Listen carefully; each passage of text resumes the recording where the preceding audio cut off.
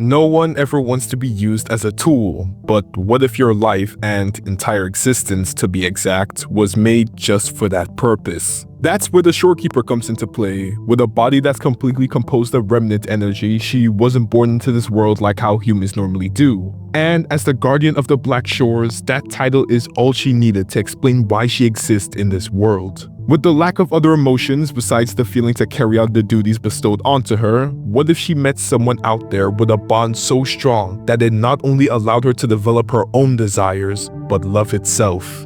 Before I continue any further, I just want to shout out a commenter who goes by JLu Alec for actually recommending this video idea to me. So Alec, hey, how are you? Did you eat today? I hope this video lives up to your expectations and I hope you enjoyed this video. Thank you. So, if you watched my video talking about Camilla and Rover's relationship, then you would know that I said that Shorekeeper is his one and only true love. So, for today's video, we're going to be trying to figure out if the Shorekeeper and Rover do in fact have romantic feelings for each other. And to figure that out, we're going to have to go back to the very beginning.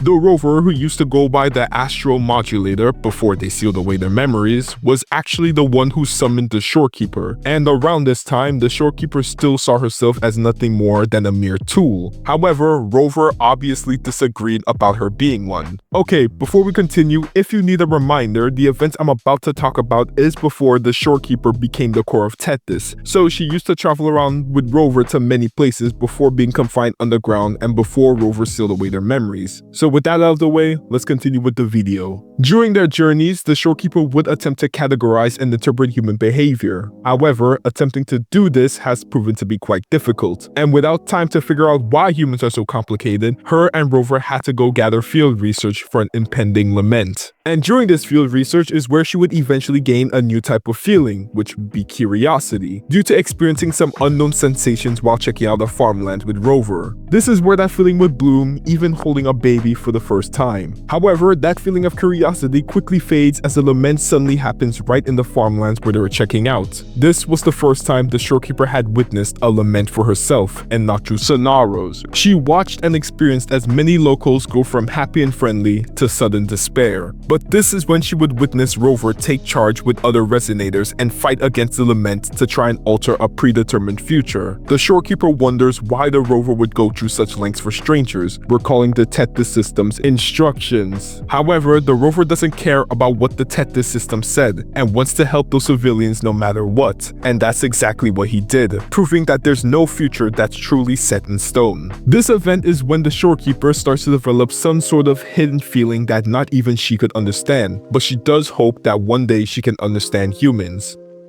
Now, you might be asking why I'm not immediately talking about the relationship and going through all of this. And that's because we must understand what led up to the relationship in the past to understand the current relationship. Plus, this info is most likely new to some people, so either way, it's a win-win. Anyways, from what we can understand so far, the Rover and Shorekeeper are currently building their friendship, and we can see this due to the emotions she's developing and experiencing, like developing curiosity, experiencing fear and despair, experiencing a predetermined future change, and especially having her own personal goal of figuring out humans.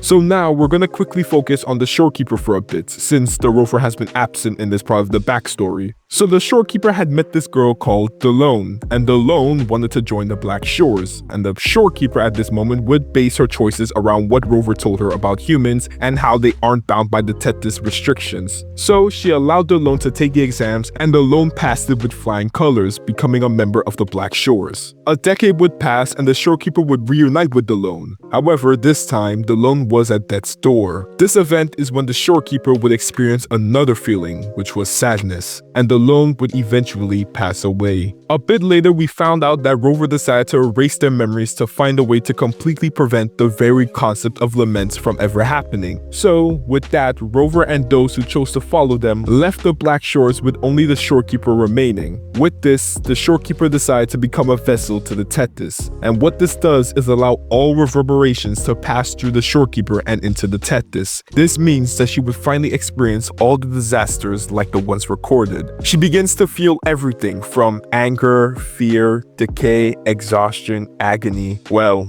everything. Her body begins to break apart and at the same time accepting her potential death and place as a tool. However, another feeling began to build inside her, a yearning for not something, but someone. The Rover would suddenly appear to share their thoughts with her before they leave. What does the shore mean? As a leader, I should probably say something inspiring right now, but what I truly want is for the shore to be a home for every member of the Black Shores. This is where it all began, and we are each other's companions, now and always. With hearing this, the Shorekeeper finally understood who she was and what she finally wanted. She isn't just some tool that needs orders to live. She has her own wants and her own feelings. She is the one who keeps the secrets, guards the shores, sustains this coast, and is the one who will wait for their return. She is the Shorekeeper, and she will be the one and only Shorekeeper because of them. Wow, so that was a lot to take in, but yes, that is the end of the backstory between them. So, from their previous relationship, I can safely determine that for the majority of their backstory, the Shorekeeper and Rover did not in fact have any sort of romantic feelings for each other. This is obviously the case because the Shorekeeper had no understanding of human emotions at all until the ending of the backstory. However, a certain word was used by Rover and the Shorekeeper at the ending, and that word was companion. Now, companionship is used among friends. However, this word is also used by those in romantic relationships as well. So this could very well mean that the Shorekeeper had developed romantic feelings for Rover at the ending. However, she may not have known what the feeling currently was in that timing, and I have the perfect evidence to back that up. My journey ends here, but yours must continue. No one will ever be harmed again, just as I promised. I'm truly sorry. This is the only way to keep everyone safe. I alone shall bear this price. I'm grateful to have you here on this shore. I couldn't ask for more.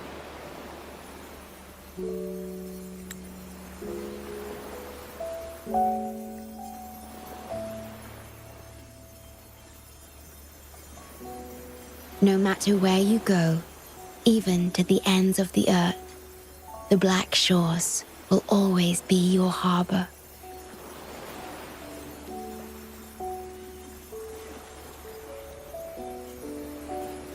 No matter how far you go, I will always be here, watching over you. Could this feeling be love?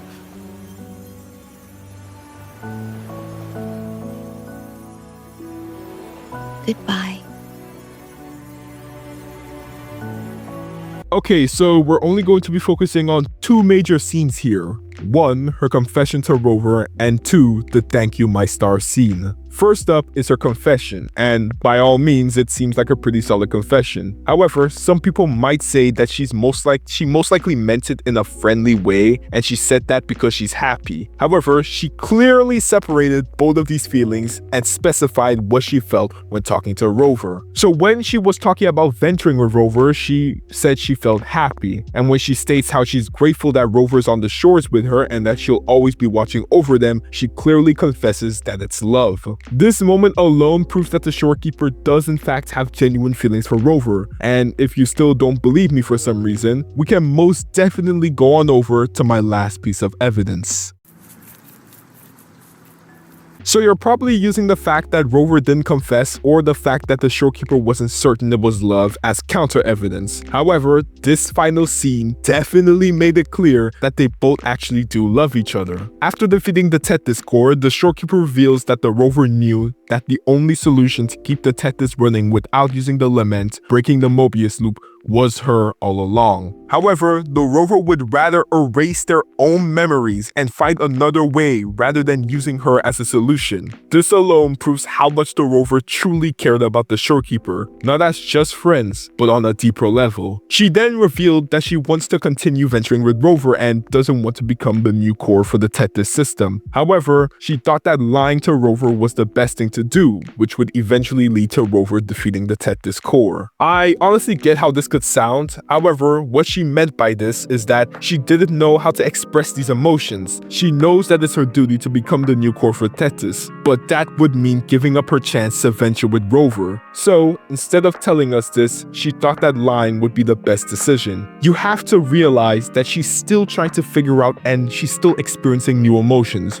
regardless of how long it's been. Rover then lets her know that no one should be treated as a tool and that they're back at the Black Shores, back to their home, and they would welcome her back home, not as the Shorekeeper, but as their Shorekeeper. And of course, she thanks them as her star. And that's gonna be it for this video. I honestly had a blast writing this script. Let me know down in the comments below if you agree with my take on Rover and the Shorekeeper's relationship. If not, I'd love to hear why. And once again, thanks to JLou Alec for the idea to make this banger of a video. Anyways, make sure to like, comment, and subscribe, and I'll see you all in the next Wuthering Waves video. Signing off.